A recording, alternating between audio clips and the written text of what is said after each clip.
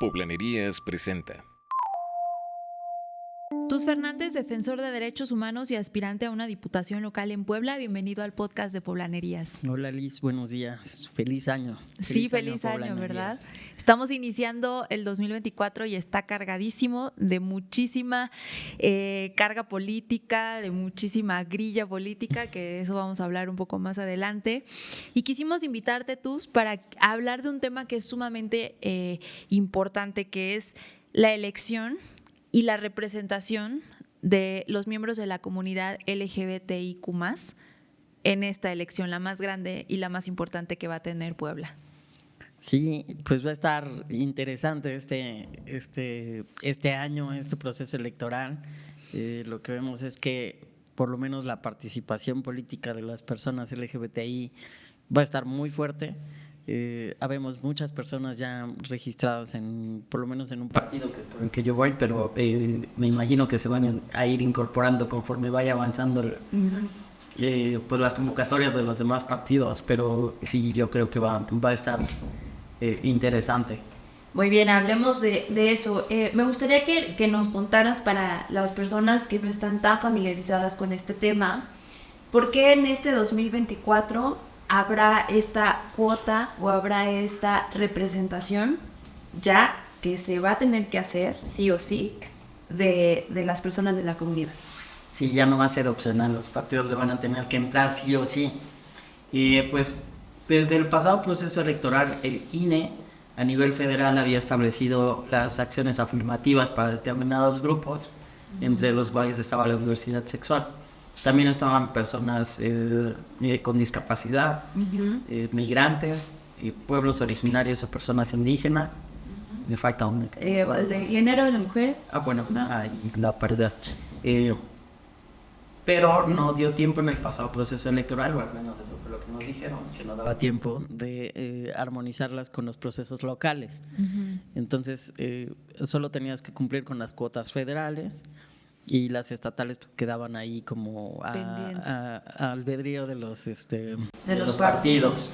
Entonces hubo algunos partidos que sí las cumplieron, que sí las por lo menos que las registraron. No quiero decir que las cumplieron porque no sabemos si las cumplieron. Digamos que postularon a personas para cubrir cuota. Esa cuota.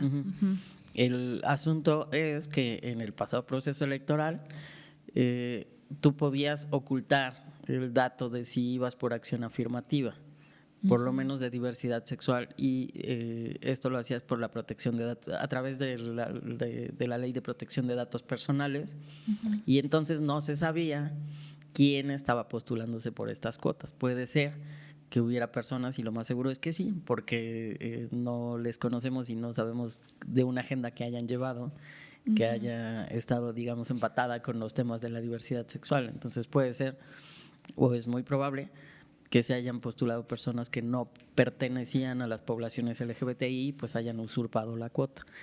A diferencia del pasado proceso electoral, en este proceso electoral ese candado ya no va a existir. O sea, si tú postulas por acción afirmativa, tiene que ser abierto el dato.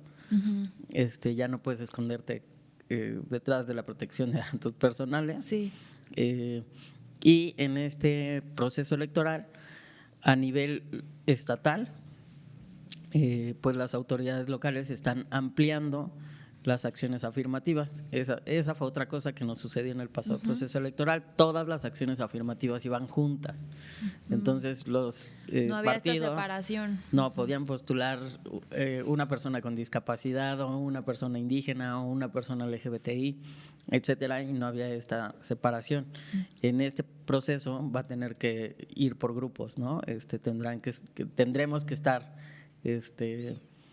cada grupo representado, y se está buscando todavía que se amplíen más, porque aunque el Instituto Estatal Electoral aprobó ya los lineamientos hace 15 días, más o menos.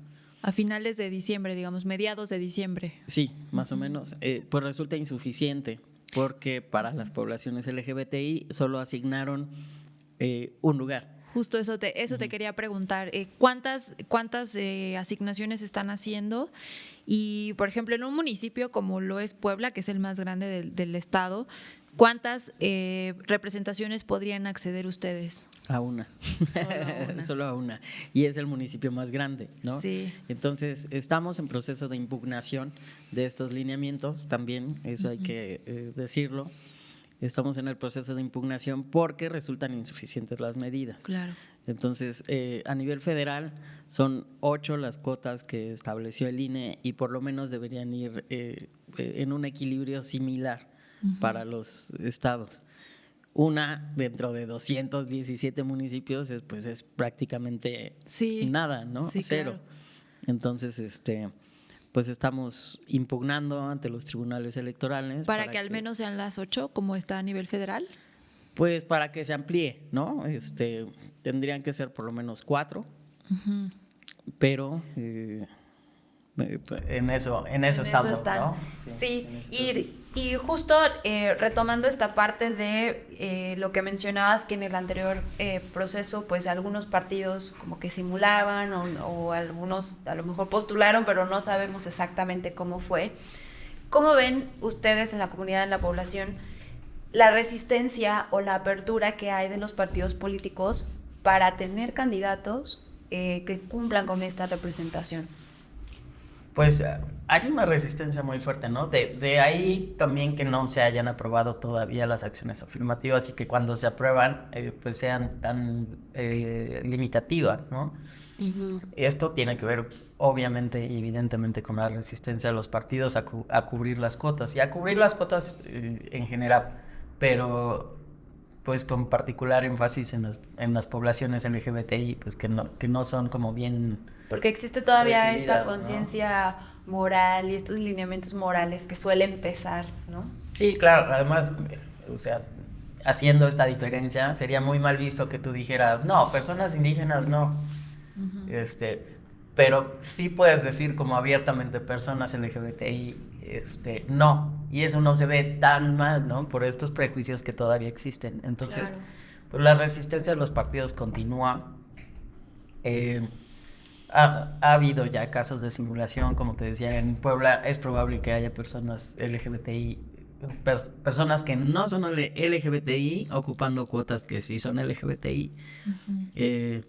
Y pues lo que se intenta justamente es que pare esta simulación, ¿no? Y que empecemos a transparentar los procesos y la participación. Claro, y ahora quisiera preguntarte sobre esta parte de representación que hemos visto, por ejemplo, a nivel nacional. El caso más reciente fue el magistrado Osiel Baena, quien murió hace ya unas semanas, y con esa muerte se destaparon, pero en realidad pues ahí estaban muchísimos discursos de odio, discursos contra los que él luchó y contra los que ustedes en el activismo han estado luchando. Pero ¿qué enseñanza les deja la lucha que ha emprendido él o que emprendió ella, más bien? Y que ustedes ahora en el 2024 puedan retomar y sobre todo para enfrentar estos discursos de odio que lo vemos en todos lados.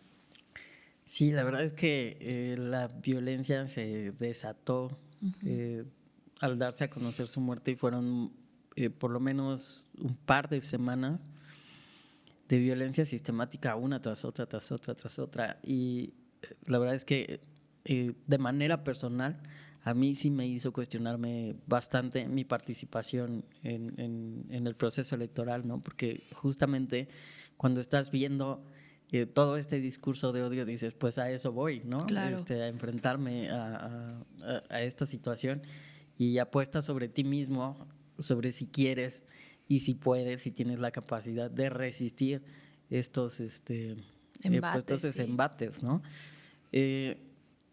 Justamente las acciones afirmativas son un trabajo que inició el magistrado. Él empezó con este asunto de litigio estratégico para ir ganando las posiciones.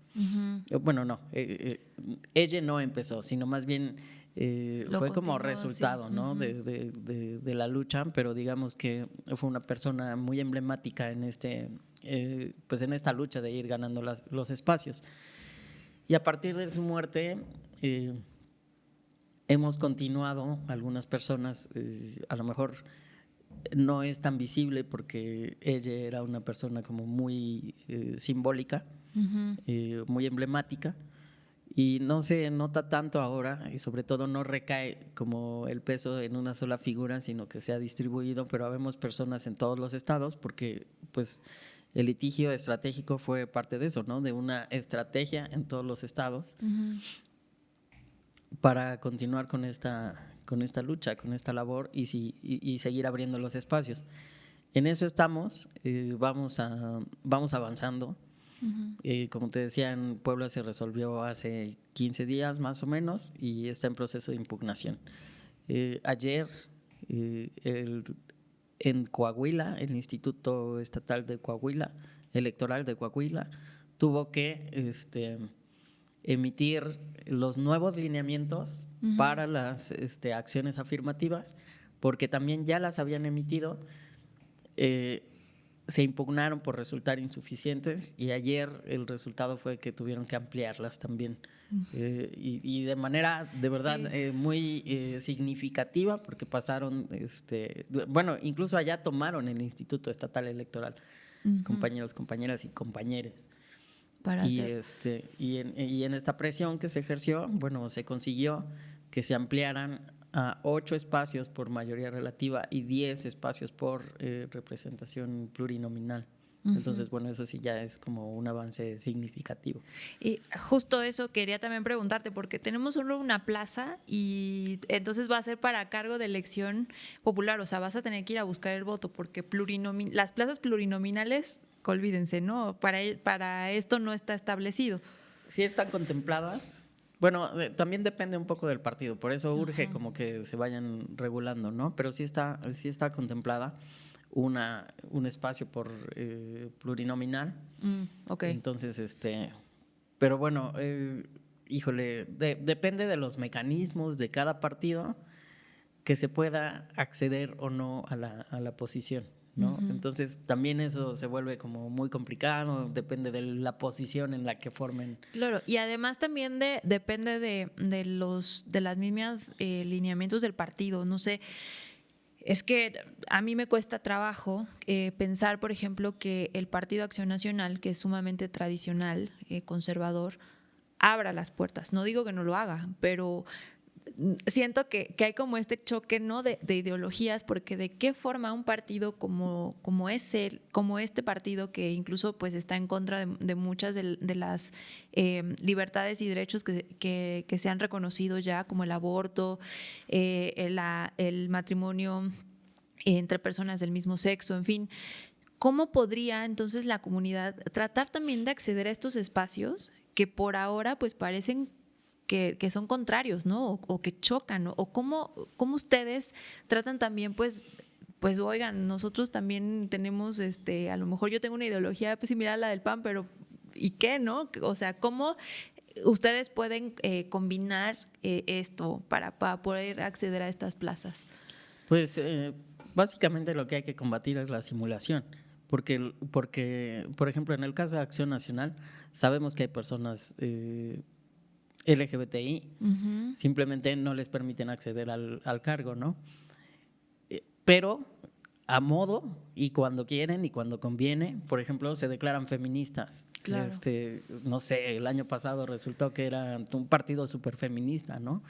Antes del 8 de marzo, ya después del 8 de marzo, se les olvidó el feminismo y entonces ya se echaron como algunos pasos para atrás.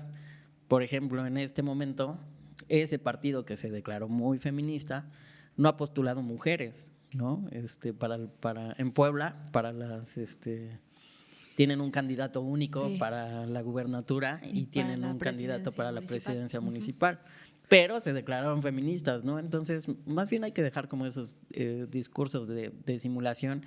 En todos los partidos hay mujeres, en todos los partidos hay poblaciones migrantes, personas con discapacidad y personas LGBTI, y la democracia es así. O sea, la democracia requiere representación si tú no quieres darle representatividad a cierto grupo, pues no seas un partido, ¿no? Claro. O sea, bájate del juego de la democracia, porque entonces estás jugando a la democracia, no le estás tomando con seriedad. Claro.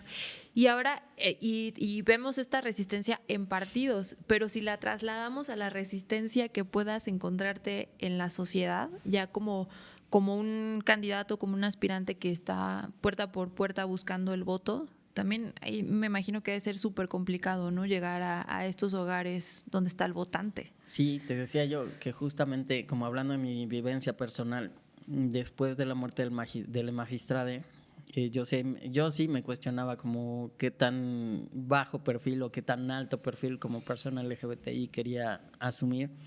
Y es algo que jamás me había pasado, ¿no? O sea, nunca me había cuestionado como qué tan LGBT quiero verme o quiero parecer. Pero es resultado de un proceso hiperviolento. Y ahora, pues ya pasaron afortunadamente algunos días, te da oportunidad como de pensarlo más fríamente y dices, pues esto soy. O sea, tampoco es como que vaya a transformarme o a cambiar de parecer nada más porque ocurrió un hecho violento. Los hechos violentos nos ocurren a las poblaciones LGBTI todo el tiempo. Entonces creo que también la apuesta que tenemos quienes nos registramos es a transformar justamente pues este estado o esta condición que nos mantiene como permanentemente bajo sistemas violentos. Y ahora es como tratar de darle la vuelta y decir, pues, o sea, sí me da cosita, pero más bien lo que me da es esperanza, ¿no? Decir, lo podemos transformar. De que se pueda cambiar. Sí, lo podemos transformar, entonces hay que hacerlo y para hacerlo pues hay que empezar, ¿no? O sea, y este es el momento de empezar, de mostrar la participación, de mostrar que siempre hemos estado ahí como poblaciones y que ahora queremos participar desde adentro, ¿no? Claro. Y ser tomadores de decisiones también, porque las decisiones pues influyen sobre nuestras poblaciones, entonces pues claro. Ahora queremos también ser parte de ello. Claro, porque algunas de las recientes reformas que se han hecho en Puebla, como por ejemplo el acceder al matrimonio igualitario, pues fue por parte, o sea, fue trabajo de la comunidad, de varios grupos con legisladoras, pero en realidad pues no hay un legislador, una legisladora que sea abiertamente de la comunidad y que entonces él tome o ella tome como bandera algunas de las causas, ¿no? Ustedes tienen siempre que acercarse con alguien más porque no tienen esta representación. Sí, justamente, o sea, en las legislaturas tú tienes la posibilidad como ciudadano de presentar iniciativas, pero no las puedes presentar por ti mismo, por ti misma, sino que requieres que algún legislador que ya esté la retome. Y pues en muchos sentidos así fue como fuimos avanzando en los derechos que se fueron adquiriendo, claro. ¿No? Se trabajaban de este lado, ibas, la proponías y ya alguno o alguna la retomaba y entonces se presentaba. Pero nos tomaba muchísimo tiempo porque, por ejemplo, matrimonio nos tomó una década. Sí, y también la ley Agnes. Y también ley Agnes, sí. También tuvieron que pasar 9 años para que alguien decidiera que sí podía entrarle, ¿no? Entonces, pues, es necesario empezar a tomar estos atajos, más bien a cortar estas necesidades que tenemos de terceras personas para poder acceder a los derechos y poder, pues por nosotros mismos y nosotras mismas, claro, empezar a impulsar nuestras agendas, muy que bien. No son únicas también, ¿eh? O sea, hay que decir que las personas LGBTI que vayamos a competir o que vayamos a acceder a un cargo, no solo llevamos una agenda LGBTI, o sea, hay otras problemáticas y otras situaciones que nos ocupan y nos preocupan y a las que vamos a entrarle, como el resto de los ciudadanos, ¿no? Solo que efectivamente sí hay una agenda, hay compromiso con impulsar una agenda LGBT. No, y sobre todo de reconocimiento, mucho de estos derechos que tienen, ¿no? No es como esta parte de, solamente vamos a proponer esto. No, en realidad pues son cosas. Sí viene la agenda, como tú lo mencionas, porque es reconocer. Sí, finalmente. la agenda es parte de, y sobre todo por eso, porque vamos por una cuota LGBTI y entonces pues vamos en representación de poblaciones LGBTI, pero no es lo único que vamos a hacer ni lo único que vamos a proponer, ¿no? Claro. Tendremos pues más temas ahí que de justicia social que abordar. Muy bien. Tú, ya casi para finalizar, esta pregunta que te quiero hacer, quiero que me la contestes sin tema, digamos. O sea, está abierta a lo que tú consideres. ¿Qué crees que le hace falta a Puebla? A Puebla, ¿qué le hace falta? Híjole, no lo sé. Creo que Puebla tiene muchísimo. Le hace falta avanzar, le hace falta desarrollarse. ¿En desarrollarse en qué sentido? Pues le hace falta dejar de resistirse, ¿no? Al desarrollo, ¿no? Porque eso es lo que pasa, que pensamos que lo tradicional está bien y nos quedamos como ahí estacionados en lo tradicional y no vamos a... O lo vamos haciendo como a cachitos, ¿no? Como si fuera menú y escojo, sí quiero avanzar en esto, pero en esto no, en esto sí, pero en esto no. Entonces, más bien es como abrirse al desarrollo integral, completo. Pues bueno, lo veremos este 2024, entonces a ver cómo les va primero con la impugnación que ya han solicitado para que se amplíe el número de las plazas y a ver qué tal les va entonces en la jornada electoral y a combatir entonces estos discursos de odio que, híjole, son tremendos. Sí, justo ahora que lo mencionas, le hace falta dejar de discriminar. Puebla ocupa el segundo lugar a nivel nacional en discriminación y el año pasado todavía ocupábamos el primero. Nos hace falta dejar de discriminar. Pues no, súper potente ese mensaje porque, híjole, sí, estamos metidos hasta las manitas en ese tema. Sí. Muchísimas gracias por haber estado aquí en Poblanerías. No, gracias Liz, gracias a Poblanerías por esta invitación. Está súper empezar así el año.